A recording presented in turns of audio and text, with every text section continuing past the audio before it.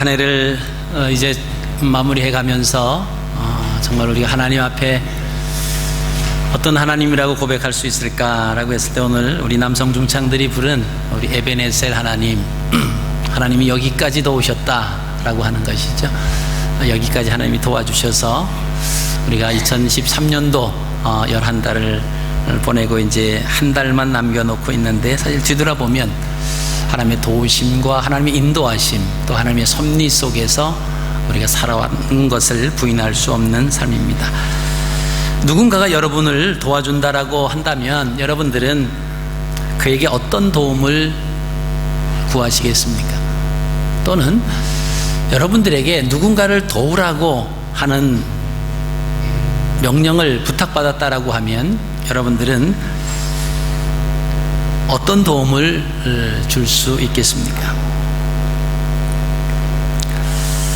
우리가 누구를 도와줘야 된다라고 했을 때 우리가 얼른 생각하는 게 떠오르는 게 뭐죠? 누구를 도와야 된다.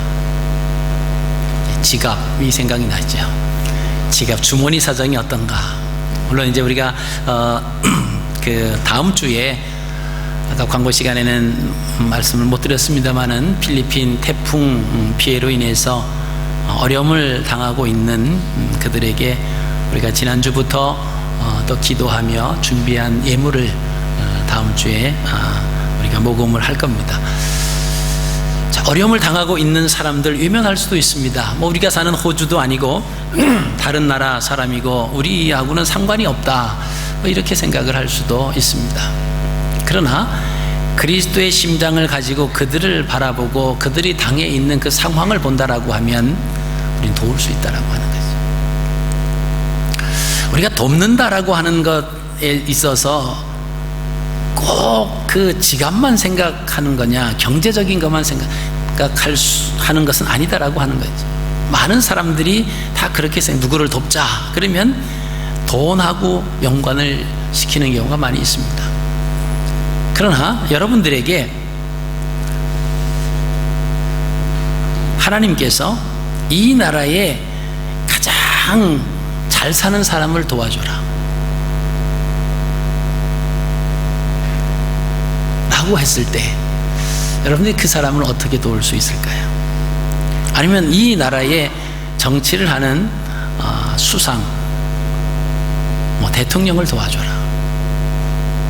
자, 이런 하나님으로부터 이런 요구를 우리가 받았을 때 우리는 어떻게 그 사람을 도울 수 있다고 생각하십니까? 이 세상에서, 이 나라에서 가장 그 큰 부호를 도와라. 우리 웃을 수 있을지도 몰라요. 하나님, 제가 그 사람이 뭐가 필요해서 제 도움이 필요하겠습니까? 또 권력을 가지고 있는 그 사람을 도와라 라고 했을 때 그 사람에게 제가 무슨 도움이 되겠습니까? 정말 이렇게 우리가 생각을 할 수 있습니다. 우리가 돈으로, 아니면 그 사람 가서 돈은 필요 없으니까 위로로 이렇게 도와줄 수 있다, 이렇게 생각을 할 수 있습니다만은, 그러나 우리가 세상은 도움을 주고받는 것을 물질적인 것이나 환경적인 의미로 생각해 버리기 때문에 우리도 가난한 사람들에겐 물질을 주면 되고 또 힘들어하는 사람들에게 위로를 주면 되고 그것이 도움이다, 우리가 이렇게 생각을 합니다. 물론 그것도 도움 중에 하나지만 정말 우리가 가지고 있는 도움을 줄 수 있다라고 하는 것은 과연 무엇일까라고 하는 것입니다. 표면적으로 나타나 있는 그들을 도와준다라고 하는 것은 진정한 도움일까라고 하는 것이죠. 미국의 한 복지 공무원이 교통사고로 인해서 몸이 완전히 뒤틀릴 정도로 부상을 당했는데 돈이 없어서 치료를 못 받는 그 빈민가의 소년을 우연히 알게 됐습니다. 그래서 이 복지 공무원이 자기가 담당할 그 일은 아닌데도 불구하고 정형외과 의사를 찾아갔습니다. 그리고 이 아이가 지금 돈이 없어서 수술을 못하고 교통사고로 인해서 이렇게 몸이 뒤틀려져 있는데 좀 도와주라고 하는 부탁을 했습니다. 그래서 이 정형외과 의사가 그를 수술을 하고 치료를 해줬어요. 그래서 정상적으로 회복이 되었습니다. 그래서 그때 그는 이런 생각을 했습니다. 내가 인생에서 이제 더 이상 아무것도 이루지 못한다 해도 최소한 이 아이에게는 진정한 도움을 주었구나, 이렇게 생각이 되면서 아주 만족했습니다. 몇 년 후에 동료들에게 이 이야기를 하면서 자, 그 소년이 과연 어떻게 되었을까 생각을 해보라고 그랬습니다. 그 복지가의 그 동료들이 아마 자기 몸이 새롭게 고침을 받고 그래서 아마 열심히 공부를 해서 선생이나 의사나 변호사나 혹은 공무원이 되었을 거다, 이렇게 대답을 했습니다.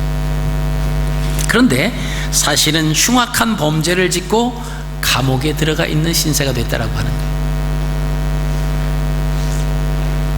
그때 이 소셜워커가 하는 소리가, 나는 그 소년을 다시 걸을 수 있도록 도와준 사람이지만 그에게 어디로 향해 걸어가야 할 것을 가르쳐 준 사람은 아무도 없었기 때문에 그는 지금 흉악한 죄를 짓고 감옥에 들어가 있다. 오히려 자기가 베풀어 준 것이 진정한 도움이 되지 않았다라고 하는 것을 이야기했다라고 합니다. 그러면 돈과 권세로 도와주는 것은 사람의 외적 조건을 바꾸어 줄 수는 있습니다. 찾아가서 말로 격려하고 함께 슬픔을 나누며 위로하는 것도 일시적인 감정상의 평안을 줄 수 있습니다. 그것을 하지 말라고 하는 뜻은 아닙니다. 교통사고로 불구가 될 수 있는데도 돈이 없어 치료를 못 받는다면 분명히 도와주어야 되겠죠. 또 정서적으로 삐뚤어지지 않도록 많은 권면도 필요합니다. 그러나 인간에게 궁극적으로 필요한 도움이 인생의 방향을 바로 잡게 해주는 거죠. 내 인생의 방향이 어디에 목적을 두고 걸어갈 것인가 라고 하는 것을 바로 잡아줄 수 있는 그 도움을 주는 자야말로 진정한 도움을 주는 사람이다라고 하는 것입니다. 아무리 부자라고 해도, 대통령이라고는 권세를 가진 자라고 해도 우리는 그들을 도울 수 있다라고 하는 것입니다. 왜냐하면 우리는 진리를 아는 자로 부름을 받았기 때문에 그렇습니다. 그들이 돈이 많이 있을지 몰라도 어디로 가야 하는 인생의 방향을 잘못 잡고 걸어갈 수 있다라고 하는 것입니다. 권력을 잡기 위해서 그들이 계속 노력을 하고 앞으로 가지만, 그러나 그 권력을 가지고 가는 그 방향은 인생에 있어서 그것이 최종적인 목적이 될 수 없다라고 하는 사실이죠. 근데 문제는 진리를 알고 진리를 전할 자로 부름을 받은 신자가 인생의 중심을 진리에 두고 있지 않다라고 하는 것이, 그것이 문제입니다. 신자 스스로 진리가 중심이 아닌 인생을 살아가는 데 있어서 타인에게 영향을, 타인에게 도움을 줄 수 없는 그런 삶을 살고 있다라고 합니다. 이것은 무엇을 말하고 있느냐 하면, 그리스도인이라고 하면서 세상적인 것에 끌려다닌다라고 하는 것입니다. 믿음에 대해서는 아무런 생각하지 아니하고 인간적인 것만 생각을 하는 것이죠. 그리스도인이라고 하는 것은 어떠한 상황과 어떠한 일이 있더라도 그 모든 상황과 그 일을 신앙과 결부시켜야 됩니다.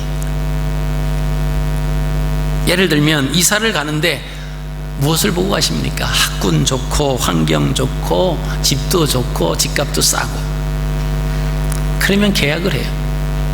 그리고 이사를 갑니다. 교회와는 전혀 생각도 안 합니다. 그리고 하는 말이, 교회가 너무 멀다.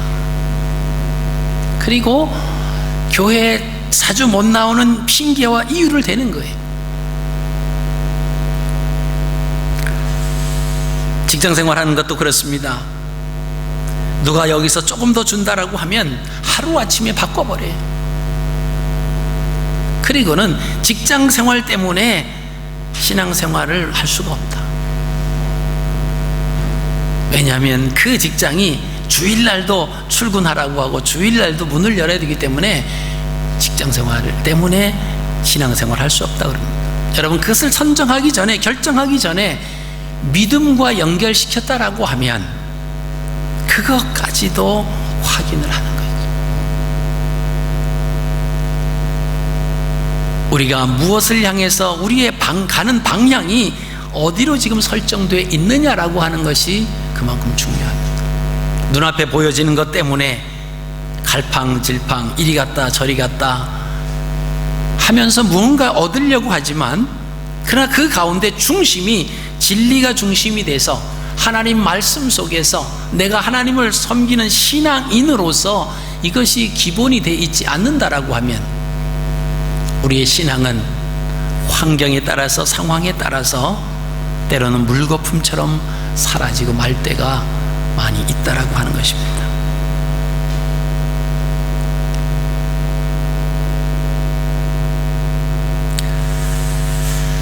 사람들은 저마다 어려움을 당하거나 풀어야 할 문제가 있으면 하나님 앞에 서원하면서 기도합니다. 하나님, 이번 상황만 해결해 주시면 제가 이렇게 하겠습니다. 하나님, 이 문제만 해결된다라고 하면 하나님, 제가 이런 삶을 살겠습니다.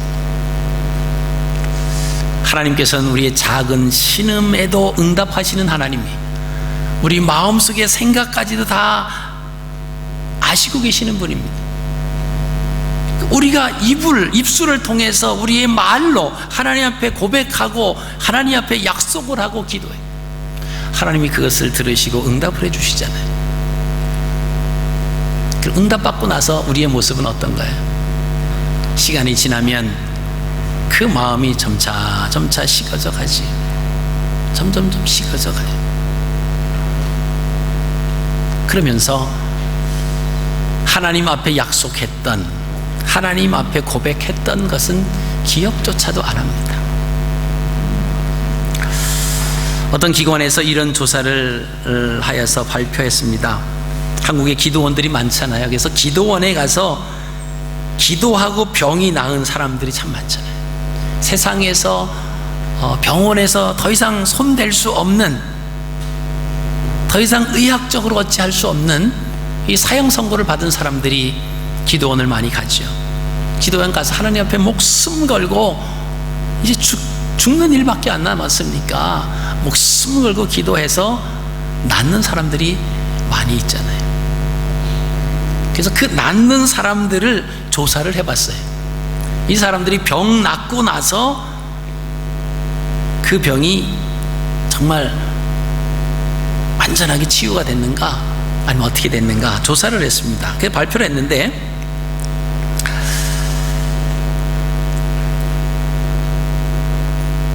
그 병에서 나와서 기도원을 내려갔는데 97%가 다시 발병하거나 그 병으로 죽은 결과를 발표했습니다. 그럼 뭐냐? 하나님 앞에 기도원에서 목숨을 걸고 기도했는데 왜 97% 겨우 살아서 치유돼서 끝까지 있는 사람들이 고작 3%에만 머물러 있느냐? 그를 또 이렇게 조사를 해봤더니 이런 케이스가 많았다랍니다. 병이 나았다고 해서 이제는 그 전의 생활로 다시 똑같이 돌아갔다는 거예요. 하나님께서 왜 병을 주셨을까요? 남은 인생, 자기가 그 병을 앞에 놓고 죽음을 앞에 놓고 하나님, 남은 인생 내가 이렇게 살겠습니다, 분명히 하나님 앞에 소원하고 기도했을 거라고요. 근데 병이 낫고 나서 돌아와서는 이전의 생활, 이전의 삶 그대로 살았다가 결국 죽어버렸다라고 하는 거예요. 두 번째는 병이 나았는데 이 나음을 의심을 했어. 그 병이 다시 발병이 됐다라고 하는 그런 보고를 했습니다. 그래서 그 보고서에 의하면 우리가 하나님 앞에 기도하면 우리가 이제 하나님이 나의 병을 고쳐주셨다라고 하는 그 확신을 갖게 되면 어떤 암세포가 우리 몸속에는 암세포가 있잖아요. 그 암세포를 이렇게 싸는 그런 능력이 있대요. 이 암세포가 활동하지 못하도록 쉽게 말하면 딱 가둬버리는 거예요. 왜? 하나님께서 나를 치유해 주셨고 그 확신을 가지고 살면 이 암세포가 움직이지 못한다는 거예요. 그런데 좀 생활하다가 약간 좀 이상하면 혹시 내 병이 안 낫나? 그러면 이 암세포를 덮고 있던 그 힘이 없어진다는 거예요. 그러면 급속도로 이 암세포가 다시 퍼져서 죽었다라고 하는 그 보고서를 그렇게 보고서에는 설명을 했습니다. 그렇죠? 우리가 하나님 앞에 해놓고 우리가 시간이 지나면 일단 얻었기 때문에 그때는 내 마음대로 살아요. 여러분 3%에 포함되실 여러분이 될지 97%에 들어가실 여러분이 될지는 여러분들이 결정하셔야 됩니다. 저는 그래서 히스기야를 가끔 생각합니다. 우리가 어떤 상황에 놓여져 있을 때 하나님 앞에 무언가를 말할 수 있는 사람이 되어야 되지 않느냐. 열왕기하 20장 3절에는 이사야 선지자를 통해서 히스기야가 죽을 거라고 하는 그 죽음의 통지를 받습니다. 그리고 가버려요. 그랬을 때 이 히스기야가 하나님 앞에 기도합니다. 여호와여 구하오니 내가 진실과 전심으로 주 앞에서 행하며 주의 보시기에 선하게 행한 것을 기억하옵소서. 이 히스기야는 하나님 내 생명 좀 살려주세요, 연장시켜주세요 그러지 않았어요.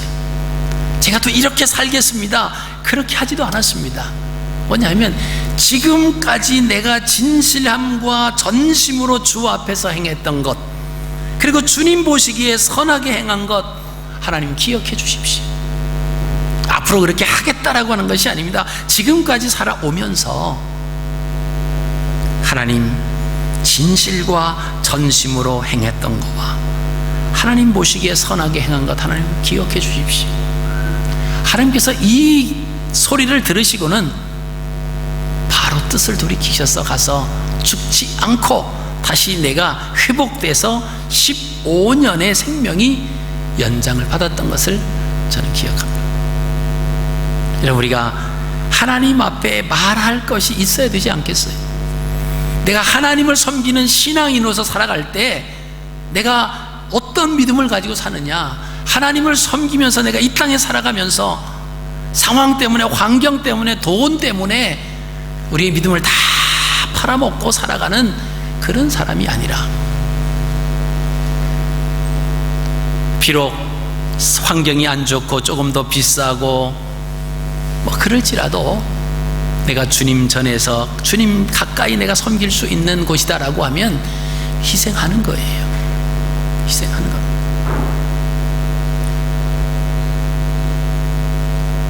그게 우리가 믿음을 가진 사람들의 모습이고 세상에서 영향력을 끼칠 수 있는 그 모습이지.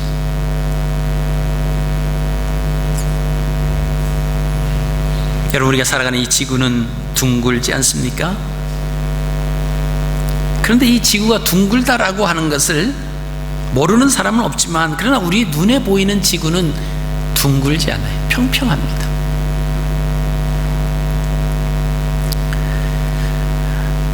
코페르니쿠스가 지구가 둥글다, 공처럼 둥근다라고 하는 말을 처음으로 한 사람입니다. 당시의 상식으로는 도무지 이해가 되지 않았어요. 지구가 둥글어? 그러면 우리가 이렇게 서 있는데 우리 반대편에 있는 사람은 떨어질 것 아니냐. 그때는 만유인력 법칙이라고 하는 것이 알지 못했을 때 지구가 둥글다 하니까 상식적으로 생각해 보면, 그죠? 우리는 똑바로 서 있으니까 우리는 꼭대기에 있는 거고 이 밑에 있는 사람, 옆에 있는 사람 다 떨어져 죽을 거 아니냐. 지구가 둥글다니 지구는 이렇게 네모나지 않느냐, 평범하지 않느냐, 평편하다, 이렇게 얘기를 했습니다. 당시의 상식으로 도무지 받아들일 수 없는 주장을 한 것은 눈에 보이는 것에 머물러 있지 않았다라고 하는 것이죠. 여러분, 우리가 눈에 보이는 것만 잡으려고 한다라고 하면 이것은 세상 사람들과 다를 바가 없다라고 하는 것입니다. 기독교 신앙은 성령의 거듭남, 즉 가치관의 그 전도로부터 출발을 하는 겁니다. 우리가 아무리 교회 활동에 열심을 내도 교인일 따름이지 신자라고 할 수가 없습니다. 신자라고 하는 것은 항상 새롭게 바꾸어진 가치관을 가지고 세상의 눈으로 보이는 것에 머물러 있지 아니하고 그것을 한 걸음 더 넘어서 눈에 보이지 않는 것을 볼 수 있는, 하나님 눈에 안 보이시잖아요. 눈에 안 보이는 그 하나님을 신뢰하고 하나님을 믿을 수 있는 그 가치관이 형성된 사람이, 이 사람을 가리켜서 우리가 신자라고, 믿는 사람이라고 하는 겁니다. 그렇지 않으면 믿는 사람이 아니에요. 그건 교인입니다. 교회에 다니는 사람이에요. 여러분, 교회 다닌다고 전부 다 믿는 사람은 아니다라고 하는 거예요. 그래서 교회 나오는 사람도 사기도 치고, 교회 나오는 사람도 막 다른 사람을 빼앗기도 하고 어렵게도 하고, 그럼 사람들이 야, 교회 나갔는데 뭐 이 사람들이 뭐 이렇게 사기도 치고 뭐 교회가 뭐냐? 이 교회는 그러한 사람들도 있다라고 하는. 근데 그런 사람들이 많지는 않아요. 대부분은 다 착하고 다 하나님 말씀대로 살려고 하는데, 그 중에 일부 사람들이 그러다 보니까 그 사람들이 타깃이 돼서 교회 전체가 그런 이야기를 듣는 거죠. 오늘날 매스컴에 나오는 그런 뉴스도 우리가 보시면 뭐 돈 문제, 뭐 건물을 너무 크게 져서 문제, 뭐 문제, 그것이 대한민국에 있는, 전 세계에 있는 교회 중에서 몇 교회나 그러냐라고 하는 거예요. 일부입니다. 일부가 그러는 걸 가지고 우리는 전체가 그러는 것으로 착각을 할 때가 많아요. 그렇지 않습니다. 목사 중에서도요, 잘못되고 못된 목사가 있어요. 근데 목사가 다 그런다라고 하는 거 아니에요. 대부분은 괜찮은데 일부 소수들이 그렇게 하니까 싸잡아서 전부 다 욕을 먹는다라고 하는. 그리스도인도 마찬가지입니다. 교회 나온다라고 해서 다 믿는 자가 아니다라고 하는 거예요. 대부분은 믿는 자인데 그 몇몇 소수들이 그렇게 교회에서 소란을 피우고 문제를 일으키고 그러는데 그 사람들은 믿는 자가 아니에요.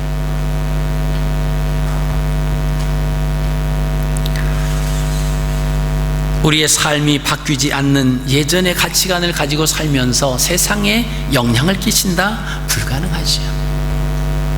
우리가 말은 할 수 있습니다. 그러나 우리의 삶으로 보여주지 못한다라고 하면 우리가 신앙생활을 열심히 하고 신앙생활을 잘하는 것으로 착각한다라고 하는 것입니다.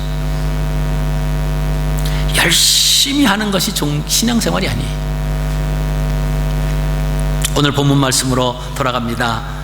엘리야는 아합에게 바알과 아세라 선지자 850명을 갈멜산으로 모으라고 제안을 합니다. 그러면서 23절 24절에 두 송아지를 우리에게 가져오게 하고 저희는 한 송아지를 택해서 각을 떠서 나무 위에 올려놓고 불은 붙이지 말고,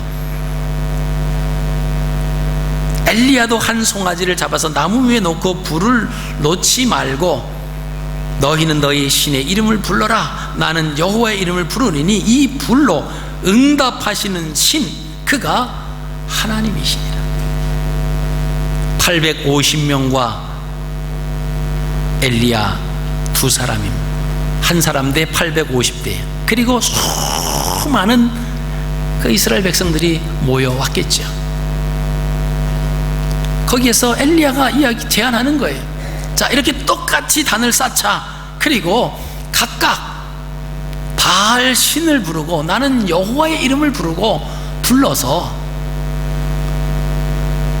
불로다 응답하는 그 신이 참 하나님으로 결정하면 어떻겠느냐.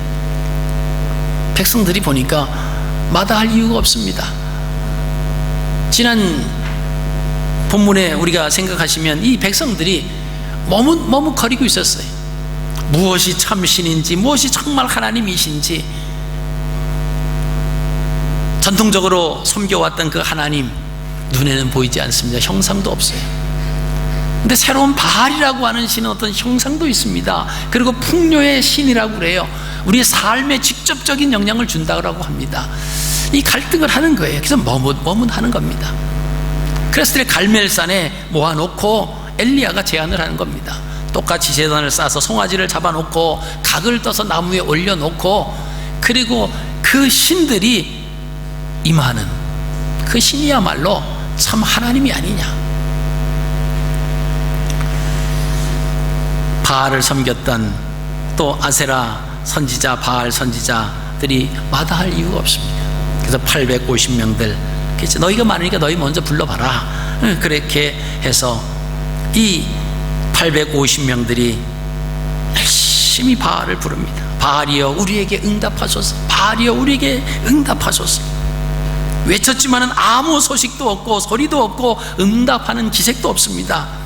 이것을 본 엘리야가 그렇게 얘기합니다. 27절에 큰 소리로 부르라. 저는 신인즉 묵상하고 있는지, 혹 잠깐 나갔는지, 혹 길을 행하는지, 혹 잠이 들어서 너희가 깨워야 하는지 모른다. 조롱을 했습니다. 엘리야의 조롱에 다급해진 850명의 선지자들이 더욱 큰 소리로 부릅니다.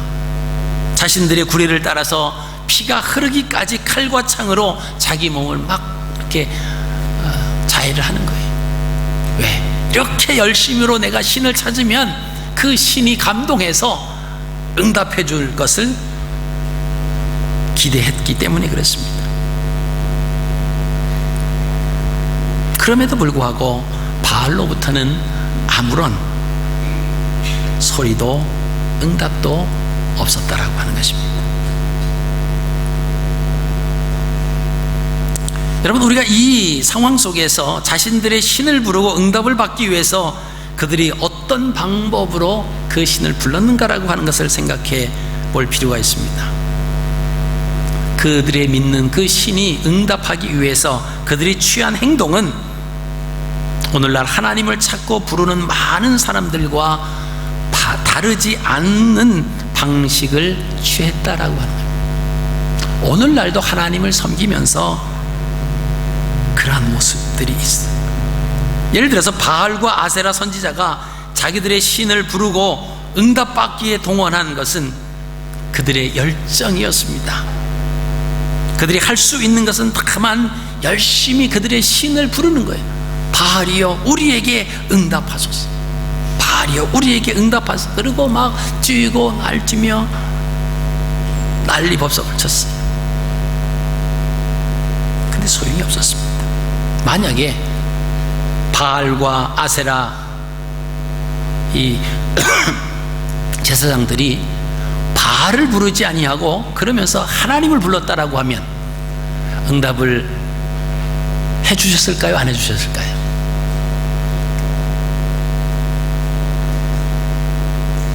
지금 바알을 열심히 불렀는데 바알이 아닌 하나님을, 여호와 하나님 우리에게 응답해 주십시오, 그렇게 했더라면 하나님께서 그 제단에 불을 내려주셨을까요? 안 내려주셨을까요?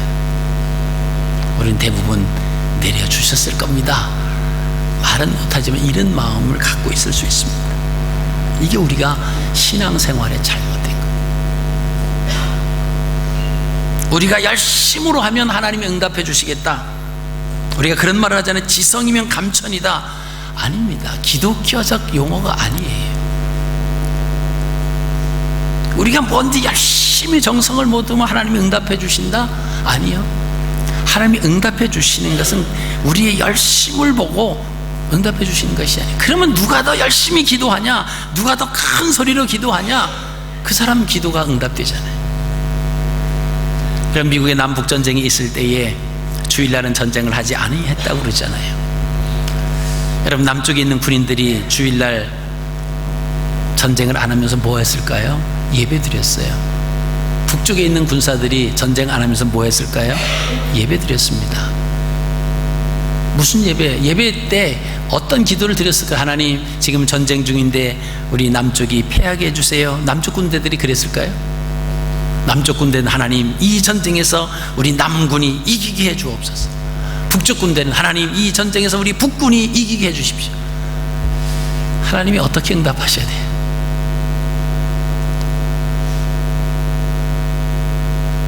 또 그 일화가 있어요. 한 병사가 하나님께서 우리의 편이 되어 주실 것입니다. 그래서 우리가 전쟁에 승리할 겁니다. 그리고 병사가 상관을 위로하면서 용기 있는 말을 했습니다. 그때 그 장관이 그런 얘기를 했다고 그래요. 장군이 하나님은 언제나 우리 편이시다. 그러나 문제는 우리가 하나님 편인가가 문제다.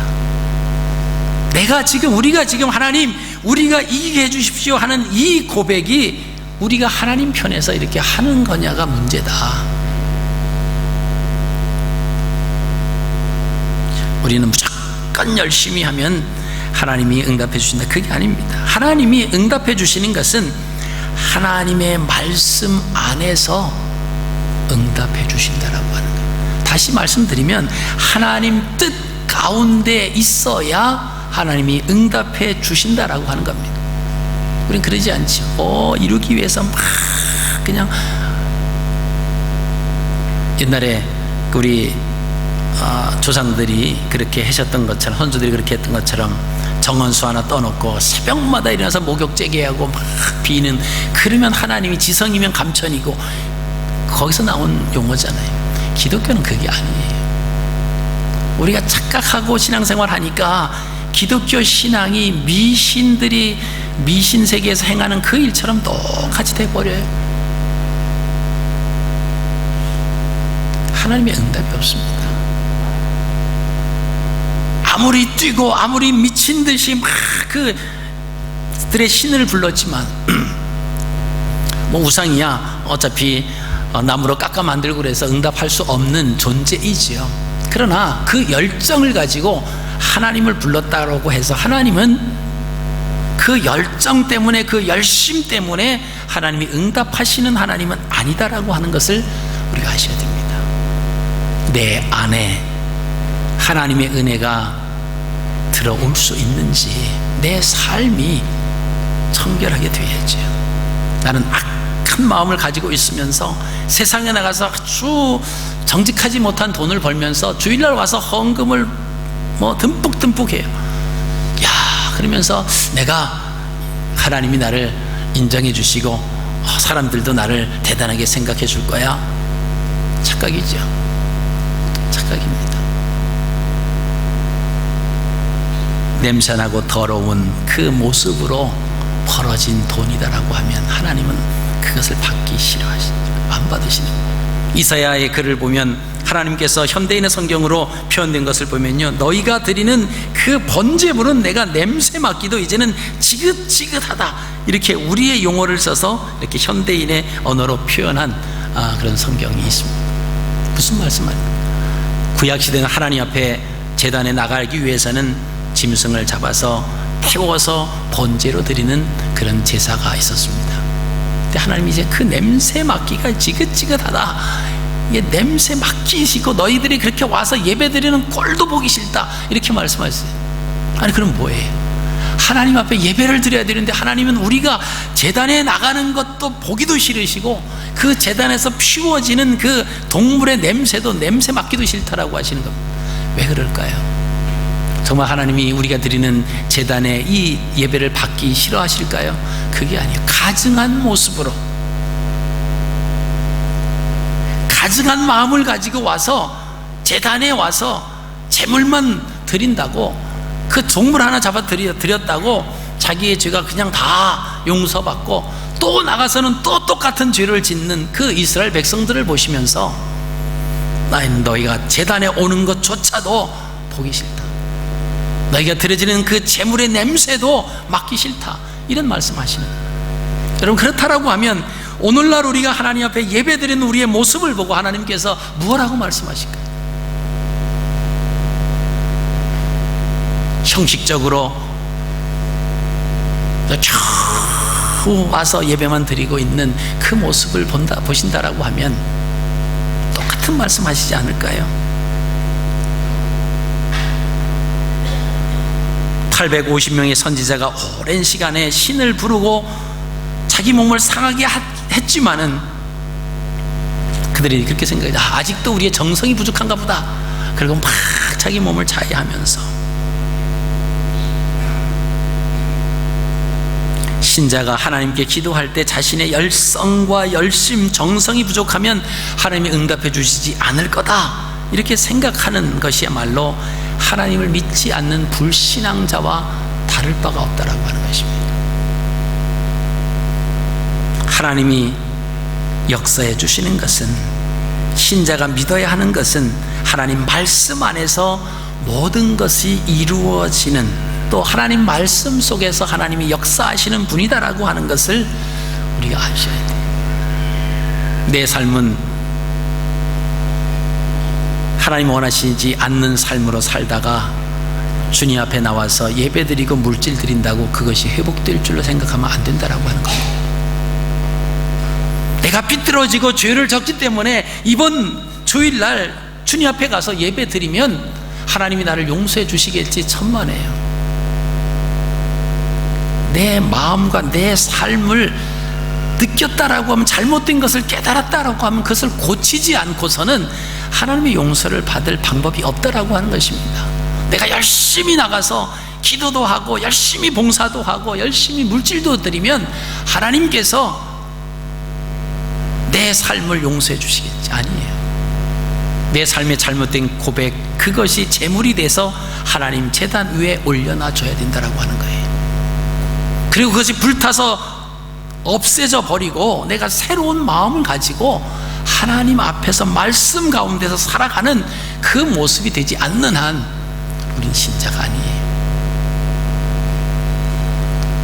그냥 복비 주고 가서 물어보고 그냥 좋다라고 하니까 그냥 거기에 만족하는 그런 미신적인 것에 위안을 받고 살아가는 사람들과 똑같다라고 하는 것입니다.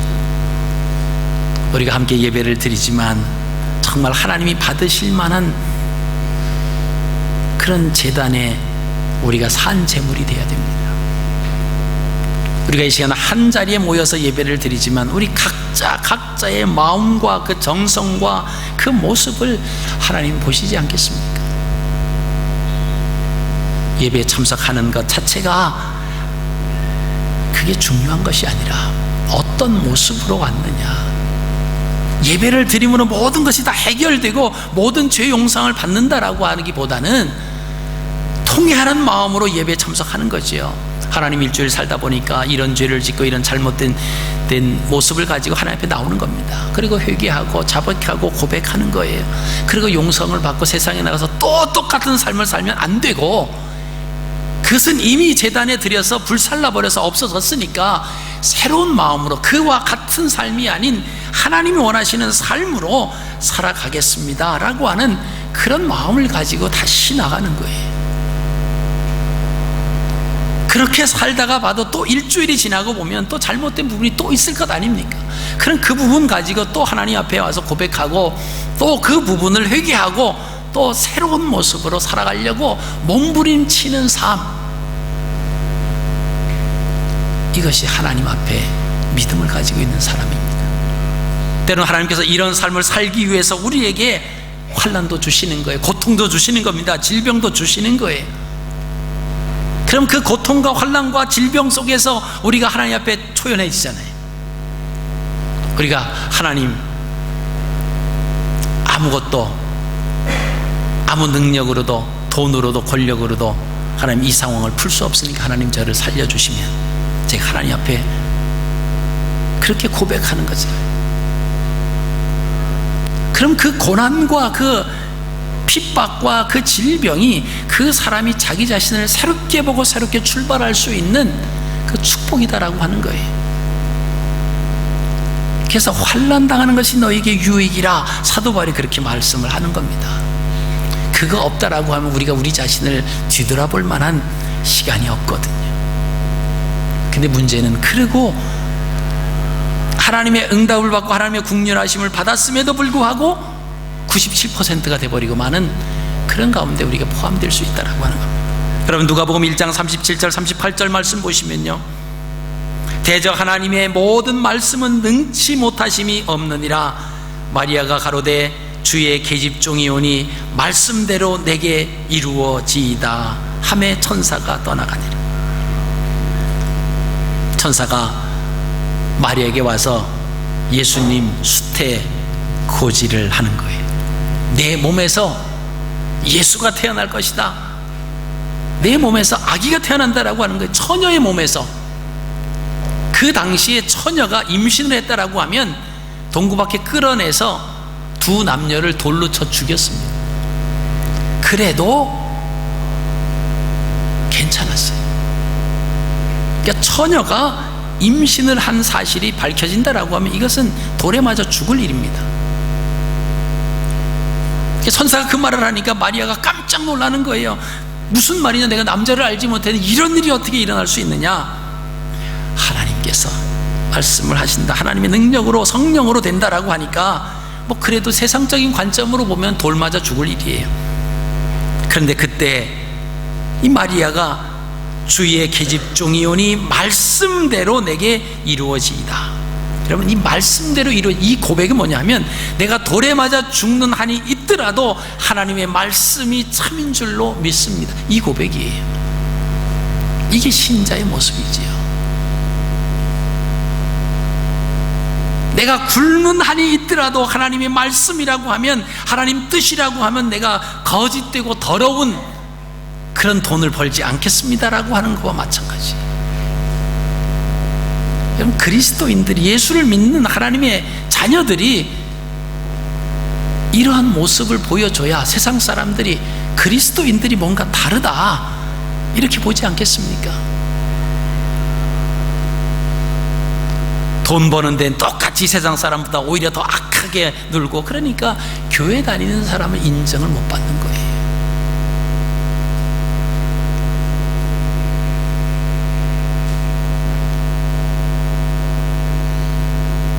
사도 바울은 이런 고백을 했습니다. 고린도서 4장 9절 13절에 내가 생각하건대 하나님이 사도인 우리를 죽이기로 작정한 자같이 미말해 두셨으며 우리는 세계 곧 천사와 사람에게 구경거리가 되었노라. 우리가 지금까지 세상의 더러운 것과 만물의 찌끼같이 되었도다. 내가 그를 위하여 모든 것을 잃어버리고 배설물로 여김은 그리스도를 얻고 그 안에서 발견되려 함이니, 우리 산자가 예수를 위하여 죽음에 넘기움은 예수의 생명이 또한 우리 죽을 육체에 나타나게 하려 함이니라. 내가 자랑하던 것, 내가 가지고 있던 것 다 잃어버리고요, 배설물로 여기는 것은 그리스도를 얻었기 때문이다라고 하는 거예요. 그리고 그 안에서 발견되려 하기 때문에 그 모든 것 내가 다 버릴 수 있다라고 하는 거예요. 이게 믿음의 사람들이 할 수 있는 고백이다라고 하는 거예요. 어떤 청년에게 물었어요. 너 왜 코스타 안 가냐 그랬더니 그런 말을 하더라고요. 돈이 없어요. 돈이 없어서 못 가는 청년들이 있대요. 그래서 부모님들이 간다 그러면 돈 주세요. 225불 225불로 그 자녀의 인생이 바뀌어진다라고 하면 수백만 불을 들여도 그 인생을 바꿀 수 없는데, 그죠? 그 225불로 인생을 바꿀 수 있다라고 하면 얼마나 엄청난 투자예요. 아마 청년들 머뭇머뭇거리고 있는 청년들도 있겠죠. 투자하십시오. 225불 결코 이것이 아까운 돈이 아니고 없어지는 돈이 아니에요. 그 돈의 대가를 지불하고 사모하는 마음으로, 그죠? 225불을 내면 집세도 또 따로 내야지요. 일도 못하지요. 엄청난 손해입니다. 예, 그 손해 감수하세요. 그리고 가서 친구 만나러, 사람 만나러, 뭐 남자 좀 보고 여자 청년 보고 그 마음이 아니라 그거 투자하고 가서 내가 하나님이 나를 향한 계획하심을 내가 한번 알아보겠다, 내가 하나님을 만나겠다, 그럼 그 마음 가지고 투자하십시오. 결코 그 투자는 손해보는 투자가 아닙니다. 한 번은 그런 얘기를 했어요. 우리 청년들, 학생들 코스타만 하지 말고 우리 어른 코스타도 좀 필요하지 않겠나요?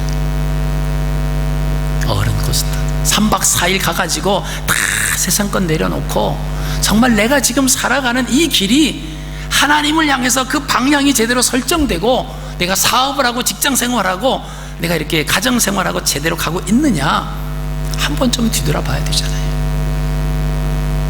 그것을 어느 청년들한테 했더니 청년들이 되게 좋대요. 꼭 그걸 하라고, 우리 부모님들 데려가라고. 왜?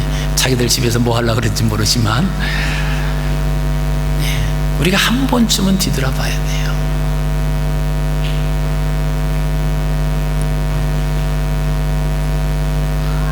여러분, 우리가 명목상 신자이면 안 됩니다. 실질적으로 명목상 신자는요, 실질적으로는 아무것도 못해요.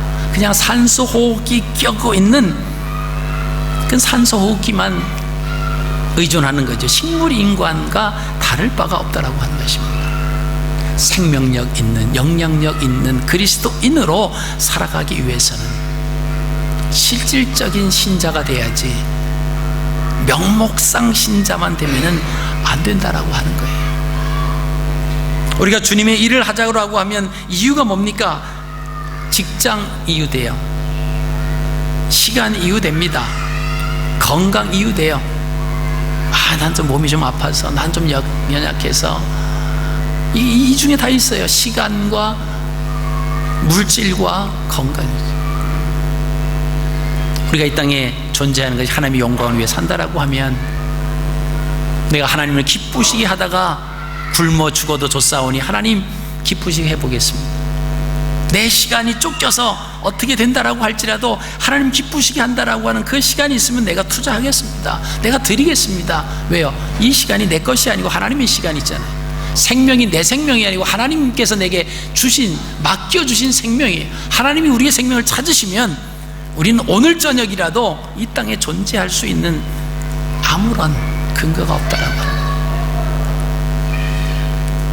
우리 코에 호흡이 있는 동안 하나님의 영광을 위해 산다라고 하면, 하나님께서 나에게 어떤 상황에서 응답하시고 역사하실까?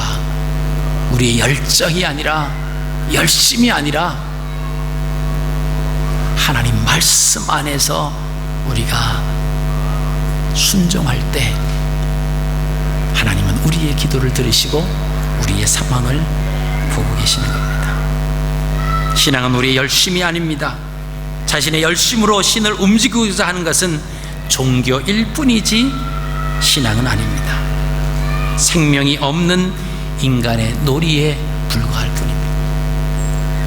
바알과 아세라 목상을 섬기는 선지자들이 미친 듯이 떠들었지만 응답이 없었어요.